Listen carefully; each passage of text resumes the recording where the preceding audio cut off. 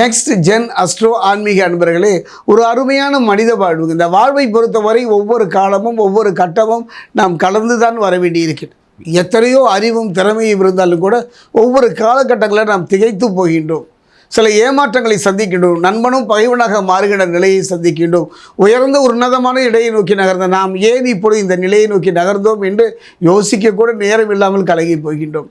அன்பான மனைவி, அதாவது நல்ல மனைவி, நல்ல கணவன், நல்ல பிள்ளை, நல்ல பதவி இருந்தாலும் கூட அதை அனுபவிக்க முடியாத ஒரு நிலையை சந்திக்கின்றோம். இதற்கெல்லாம் கண்ணுக்கு தெரியாத ஒரு சக்தி காரணமாக இருக்கலாம் அல்லவா? அந்த வகையில் பார்க்கும்போது இந்த மனித மனம் இறைவனையும் இறைவன் சார்ந்த ஜோதிடத்தையும் தானே நாடுகிறது. அந்த வகையில் 2025 பார்த்தீங்கன்னா டிசம்பர் மாதம், இந்த வருடத்தினுடைய இறுதி மாதம், அதே நேரத்தில் இறுதி மாதமாக இருந்தாலும் கூட 2026 ஆண்டை சந்திக்கின்ற ஒரு மாதமாகத்தான் இருக்கின்றது. கடந்த கால கசப்புகளும் வேதனைகளையும் ஏமாற்றங்களும் மறையுமா?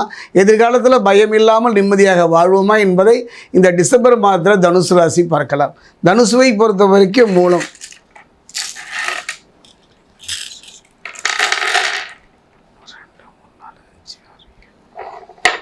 தனுசுவை பொறுத்த வரைக்கும் பூராடம்,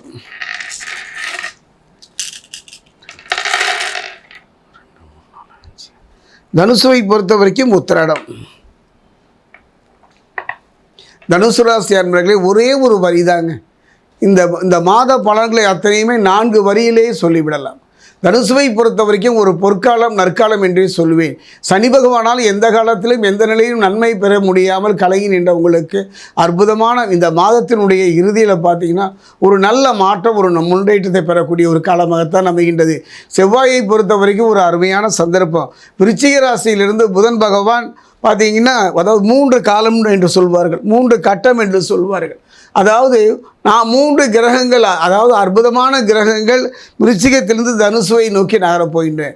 முதன்மையான இடத்துல இந்த மாதத்தினுடைய இறுதியில் பார்த்தீங்கன்னா 29ஆம் தேதி பார்த்தீங்கன்னா புதன் பகவான், 7ஆம் தேதி பார்த்தீங்கன்னா செவ்வாய், அதே நேரம் 16ஆம் தேதி பார்த்தீங்கன்னா களத்திரகாரகன் சுக்கிரன்.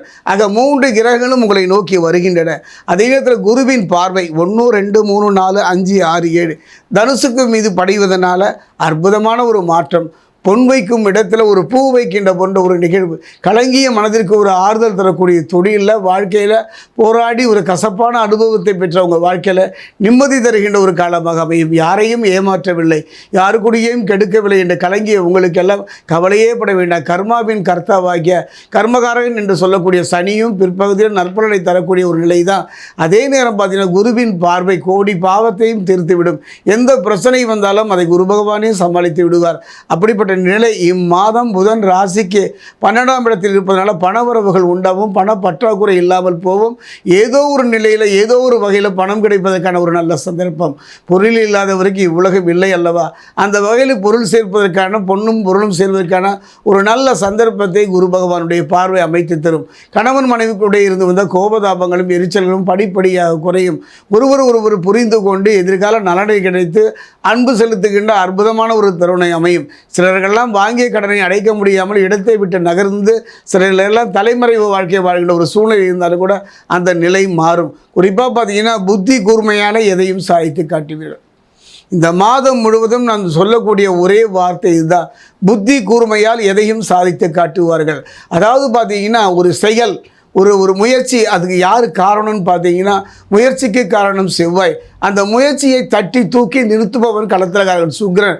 முயற்சி நடந்தாலும் முயற்சிக்காக ஈடுபட்டாலும் கூட அதை வெற்றியை நோக்கி நகர்த்துகின்ற ஒரு தன்மைக்குரியவன் புதன். இந்த மூவரும் ஒரு இடத்தில் அற்புதமாக வருவதனால வெற்றி எளிதில் கிட்டும். அதே நேரம் கவனமாக இருங்க, எச்சரிக்கையாக இருங்க, நிதானமாக இருங்க. ஏன்னா நண்பனும் பகைவனாக மாறுகின்ற ஒரு தருணமும் இந்த காலகட்டம். அந்த நிலையை பார்த்தீங்கன்னா ராகு பகவான் தரை இருப்பதனால கவனமாக இருங்க.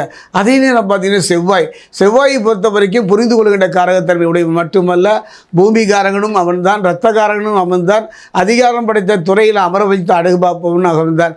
அப்படிப்பட்ட அந்த செவ்வாய் பலவீனமாக காணப்படுவதனால யாரையும் எடுத்தறிந்து பேசாதீர்கள். பேசுகின்ற வார்த்தையில் கவனமாக இருங்க. நாணயம் என்று சொல்வார், சொல்லுகின்ற வார்த்தையில் கவனமாக அதை பிறருக்கு கொடுங்கள். முன்ஜாமீன் இடுவதோ பிறருக்கு உதவி செய்கின்றேன் என்று வம்பில் மாற்றிக்கொள்வதோ அந்த நிலையை செவ்வாய் பலவீனமானவர் செய்து விடுவார்.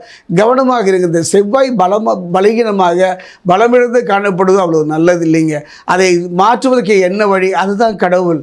அதாவது அந்த வகையில் பார்க்கும்போது திக்கற்றவருக்கு தெய்வமே துணை என்கின்ற வகையில் திருத்தணி முருகன் ஆலயம் செல்லுங்கள். எல்லா அருகிலுடைய முருகன் ஆலயம் சென்று முருகனை மனமுருக வழிபாடு பண்ணுங்கள். ஒரு முறை திருத்தணி சென்று திருத்தணியில் இருக்கக்கூடிய பாதசனீஸ்வரர் ஆலயம் சென்று அங்கு தரக்கூடிய நல்லெண்ணெயை கொண்டு சனி பகவானுக்கு அபிஷேகம் செய்வீர்களானால் செவ்வாய் பலம் இழந்ததை ஈடு செய்கின்ற அற்புதமான ஒரு நலனை தருவதோடு கடந்த கால கசப்புகள் மறந்து எதிர்காலத்தில் நம்பிக்கை தரக்கூடிய ஒரு நிலையை இந்த காலகட்டத்தில் கிரகங்கள் தனுசுக்கு அமைத்து தரும்.